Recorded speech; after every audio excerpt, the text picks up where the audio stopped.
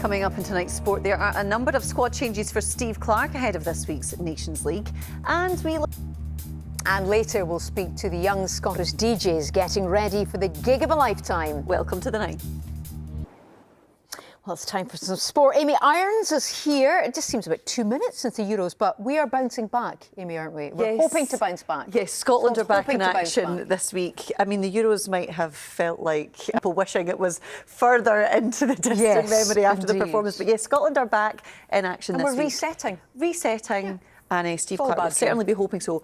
Some new faces into the squad as well, and some familiar faces who have dropped out tonight. Thanks very much. Hello there. Scotland do return to action this week in the Nations League when they take on Poland at Hampden on Thursday. And today, head coach Steve Clarke has been forced into several changes after 4 players withdrew from the squad.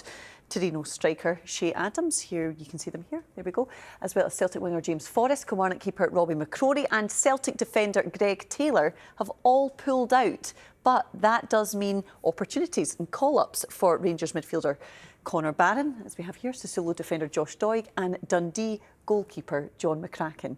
It is the start of a new campaign, as we've been saying, for the national team, and former Scotland midfielder Graham Souness hopes that it will lead to Steve Clarke reaching his 3rd major tournament. It would be the World Cup.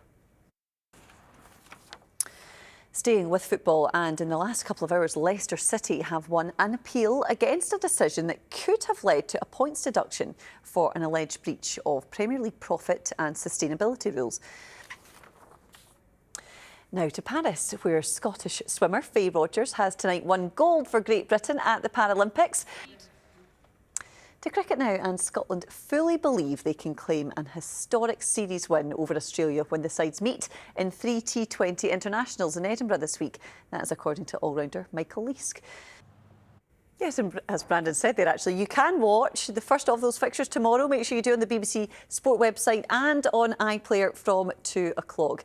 Now to some tennis news then, and it is the men's quarter-final at the US Open, and there is a cracker on court at the moment. Alexander Zverev is up against Taylor Fritz, who you might remember actually were rumoured to have had a bit of a falling out at Wimbledon.